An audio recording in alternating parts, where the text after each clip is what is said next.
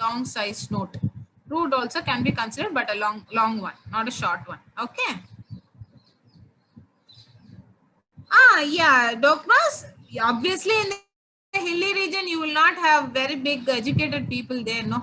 You will have only the people who get into, not only, those who take their folks and get into the streets would be obviously the people who herd the sheep and who, what to say, who tame the sheep and goats. So they can be considered as the people in Tibet who just take care of the goats and cows.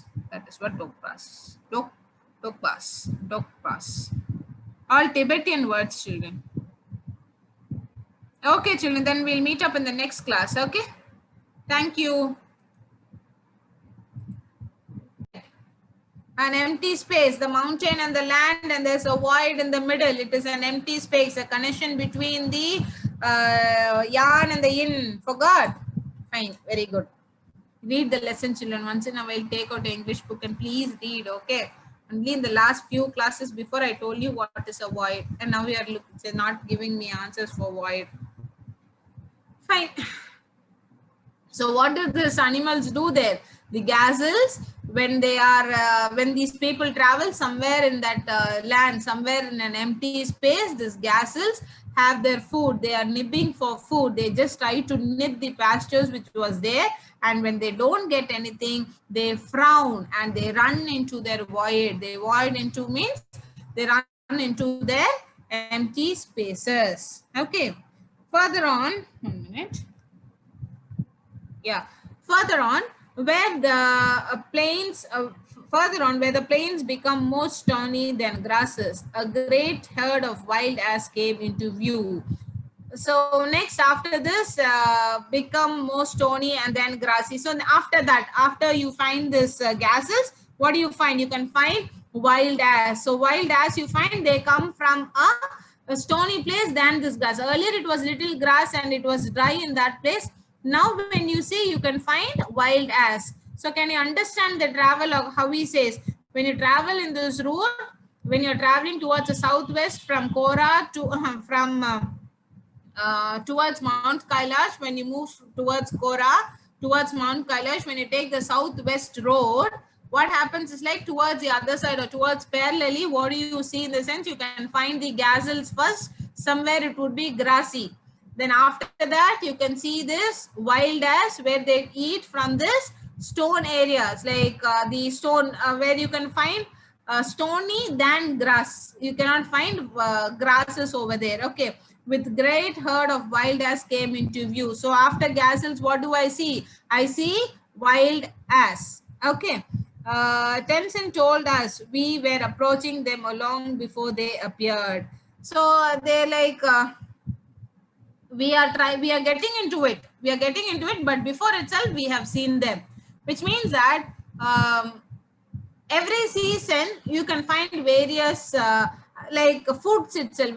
When you say the summer season, if someone is coming to Tamil Nadu during summer season, in the sense you can find mangoes all over the streets and everywhere in the market. You can find pineapples, you can find jackfruits, you can find mangoes in the sense. Now watermelons will be there, cucumbers will be there. So when it comes to winter season, you can find oranges, grapes and all this custard apple and all these foods. So seasonal foods is also there. Same way seasonal animals will also be there. Like what to say, like you during rainy season you can see this dragonfly. Before the rain you could find dragonfly. So when it comes to summer season, it's not that easy to spot out the dragonfly all flying together. So these are seasonal food and seasonal animals and all these things are there. The same way this man Tennyson, who's being a habitant of that place, he says that we could see these wild asses before they could appear. So they are pretty, they have come from like we could expect them around 10 kilometers, but they have come like around 5 to 6 kilometers itself. We could spot them out. He just says it. Okay. Tennyson told us that we are approaching them long before they appeared. Kyang, he said, pointing towards a far off pall of dust. 1 minute. Yeah. When we drew nearer, I could see the herd galloping of Amans, wheeling and turning a right transformation. If they are practicing maneuvers and predetermined course, plumes of dust billowed into the crisp and clean air. So what happens here is, wild, as I told you, what is that? It's a herd in the sense the collective noun of it's like group of animals. And now he says that the next animal, what he says that he could find a far pall of dust, like too much of dust. It's completely dirty, that place, and it's full of dust. And he could find this animal, kyan there, Tibetan word. So what happens? Galloping in enmans, wheeling and turning and try transformation. Maneuvering in the sense, you must have seen this military exercises, right? People crawling and walking, climbing up on the rope, and all seems to be doing with the same random and same speed. Everything will be equal. Maneuvering in the sense an exercise which you do, or a military exercises which you do in a uniform way. The same way animals, like you see this ducks and all. Ducks do not maneuver, but still when you just walk in the road, and if you find a herd of ducks moving and you just cross it, all will take towards the left, or else everyone will move towards the right. Not like the buffaloes, which stands like that itself. When you see the cows also, when you just horn it, like the cows will all move towards a direction. And then from there they take right and they go. Then they take left and they will go. One will follow up like the ants. So maneuvering in the sense they do a form of military exercises where the same thing is being done by the group of people. Okay, so they could find all this thing processing in an uncontrollable manner. They are just moving in a way and as though they are doing some military exercises. And he says, I could see this herd galloping en masse, wheeling and turning in the tight transformation. If they were practicing maneuvers, I told you they are military exercises in some predetermined course. Predetermined course in the sense already they have thought, they have practiced it. Okay, plumes of dust in the sense trails of dust that billowed into the crisp, clean air. Billowed in the sense dust has completely filled the air. So the place was not good. The place was not good. The dust was completely filled in the air and it was swelling out, and that's what he says in that place. How did it look like? So when you are traveling towards the southwest, towards the route of Mount Kailash to reach the Kora, so what happens is like towards the other side or parallelly, what you see is like the first thing you see gazelles. So what are the gazelles doing? They are going and having their food. They are nibbing their food in this grassy land where they don't get anything to eat. So they get angry. Okay, they frown for the food they don't get and they move from that place. And after that, what happens is like they could spot out wild ass. Which were there, where their people, a group of wild ass and herd, they are just moving there. They are just progressing in a controlled manner. They move it in a group as though they were taking up some exercises or maneuvering some exercises, and they are just moving. Meanwhile, you can also spot out the dust that has billowed in the air, which means that it is filled up in the air. Got it? So understood till here, paragraph children? Any doubt in the first 3 paragraphs? Please stop me and ask me, because this lesson you have to concentrate on each and every point in the lesson. Okay, it is not like a story. You cannot make it up as a story here, because if they ask you like what did the author spot out when he was traveling towards the southwest to Mount Kailash Kora, so you have to write all these points. Okay, any doubts till here, children? Please ask me. No issues. If you don't answer me also, no problem.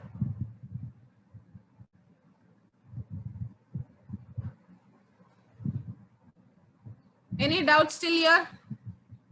No, fine. As hills started to push up one more from the rocky wilderness, and we passed solitary dokras trending their folks, and sometimes men and sometimes women. These are wrapped well figures. Okay, I'll just tell you.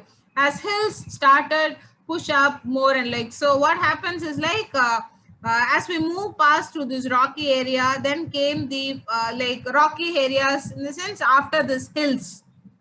Hills pretty okay when you get to that, then it is not well clean and not well, it's not placed in a proper way. So what happens is like they have just crossed this area and they're just getting into the next part. So which means that earlier when they were going, they could find all these things there.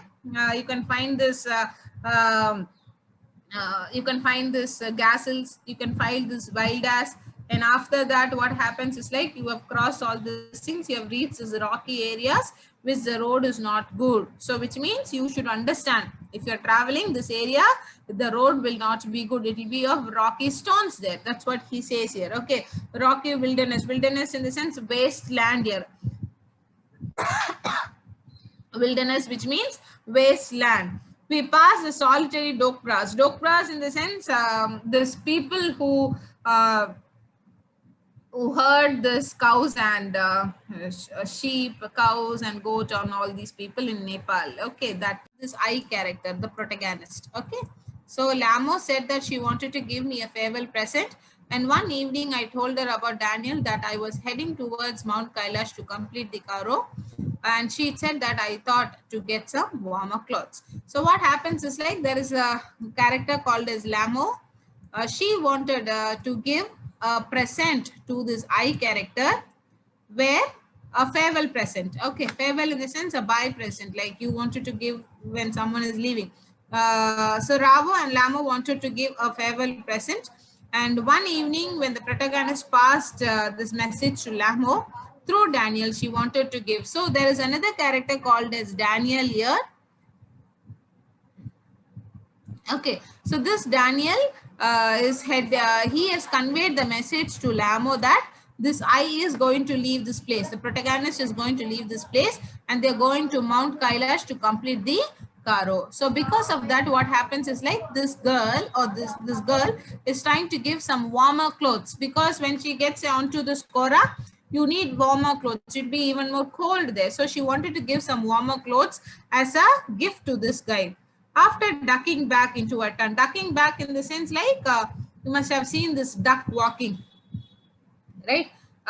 You must have seen this ducks walking. How do they walk? They just like not like a normal man, or like duck in the sense you just bend down, you just walk and you come back. So ducks have like ducks walk, just imagine. Okay, ducks walk, you just walk not swiftly, not bravely or something, you just walk and you just get into it. So what happens is like after ducking back into a run, so going inside and coming out, and moreover she was bending inside to get into the tent. Okay, that's what he says. Ducking back into the tent, she emerged carrying a long sleeved sheepskin coat that all the men wore.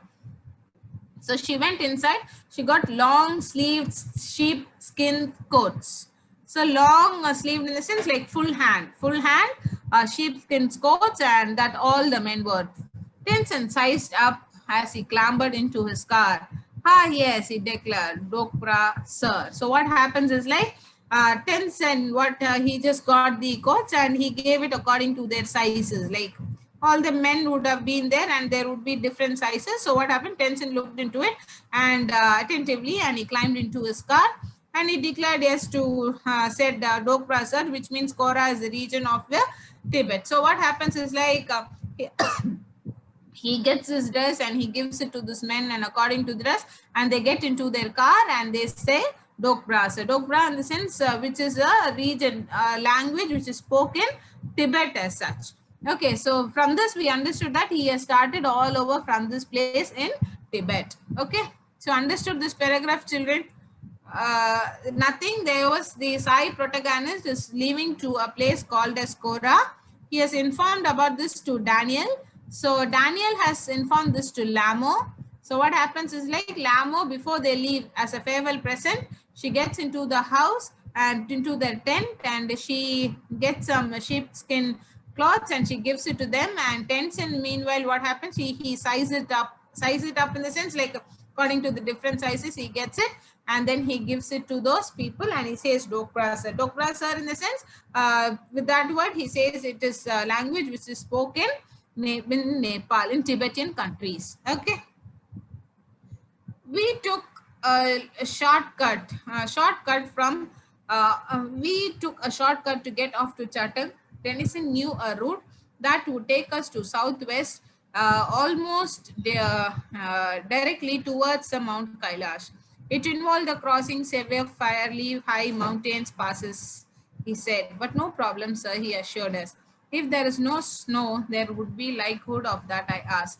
Not knowing, sir, until we get there. So what happens is like immediately Tenson says that he knows a shortcut cut off to Chatang. Chatang is a place there. Maybe tomorrow I'll get you the exact map of this place. Okay, like from how did he go? Because even only this map I didn't get it from the Google. I just got the complete Tibetan map. Maybe I'll just try to short it out and I'll just show you how he has left it. Okay, so what happens is like he says that I'll get off to Chatang and the driver would show you the short route towards reach Mount Kailash. Mount Kailash in the sense, if you go towards the southwest, you will reach Mount Kailash. So when this man pens down in his travel log, anyone who wants to travel from this place called Chatang, he can take the southwest to go to Mount Kailash in the shortest way. And he also says that if you go in that way, you can find snow there. And he also, and he's asking the question, sir, will there be any snow? Immediately he says that we have no idea, sir. Only when we go there, we'll have an idea whether there is snow in that place. So when you read this travelogue, supposedly if you are traveling, if you take this book, you can know that towards southwest, if you take up the southwest road and if you go in that road, it's easy for you to reach the Mount Kailash. So this is only the usage of travelogue. Travelogues helps you to find the route and just travel. Okay. It involved crossing several highly mountains passes, he said. But no problem, sir, he assured us. If there is no snow, what was likelihood of that, I asked. Not knowing, sir, until we get there. So what happens is like they are asking like, how about the high mountain passes? Tennyson told them that we can reach the destination only if there is no snow, but we cannot reach there until there. So we can reach there easily, but we do not know what will be the condition until we go and reach there. This was said by Tennyson. Okay. Tennyson, the next character we meet here. So there are a few characters, but only the main character is the protagonist, and along with that, we'll have one more character. They usually don't ask about who is Tennyson and all, but they ask about the I. Protagonist is very important. But anyways, you know it.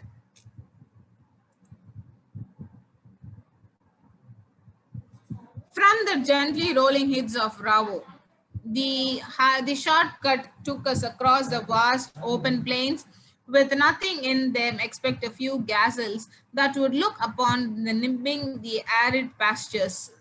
You get into this. This lesson would be really interesting, children, when you read it. Okay, I'll tell. The shortcut across the vast plains with nothing in them except a few gazelles that would look upon from nibbing the arid pastures and frown before bounding away into the void. See how beautifully he says. He says that gazelles are called as African or an ancient mammal. Okay, which is such as larger eyes and moves quickly and hooves, like a kind of goat. A kind of goat. Okay, don't think like a goat and sheep kind of thing, a mammal. Okay, so what happens is like when we are just moving that side, these gazelles would be nibbing their food. Nibbing in the sense like nib, which means they are having small bites of their food. Arid in the sense it is completely dry and there is no grass at all, but still this gazelles are just nibbing it. They are just trying to eat it, and because of no grass, they frown themselves to look into these people who are traveling. So which means that it is hot. It is hot. Why it is hot? How did you understand it is hot at that time? Because the grasslands are of no grass. It is completely dry. See how beautifully he narrates the environment, how it looked like, how does the nature look like. He's not telling that it would be hot in this place. So when you go, frown is like you're angry when you don't get anything, frowning face. like an angry face. You just show off your face. Now, if someone, imagine food is kept before you and you're really hungry and someone takes it out, just takes the plate from you. So just imagine how your face look like. You frown with anger. You do not know what to do. You are not allowed to shout or talk, but someone takes the food. What will be the expression in your face? You're really hungry and someone takes it off. You will be like, in cartoons you can say, no, if it was a class I would have showed you like frowning. Why do you do like that? You do it, no, that is called as frowning. So frown in the sense of disapproval of something. If you want the real meaning of it, it is the disapproval of something. When you don't like it, you frown for it. Okay. So this gazelles also, what they do is like they are trying to eat their food, and it was an arid pastures in the sense when there is no rain in that place and it is completely dry. Okay, they frown before bonding off into the void. Frown in the sense they get angry and they jump into the void. So void in the sense, tell me what is a void? By Nick Middleton. Okay, the story is written by Nick Middleton. Story in the sense, this is a day's happening, not a day's, a kind of, not an agenda, not an itinerary as such, but we could say that man's documentary of getting from one place to another. This day is happening, but it is not jotted out as day 1, day 2, day 2. It's not like an itinerary, but still they just talk about like an incident or a documentary of a man traveling from one place to another. Not like a travelogue also. Yeah, yes, it's in China. That's what, from India to China. That's what I told. I'll just tell it later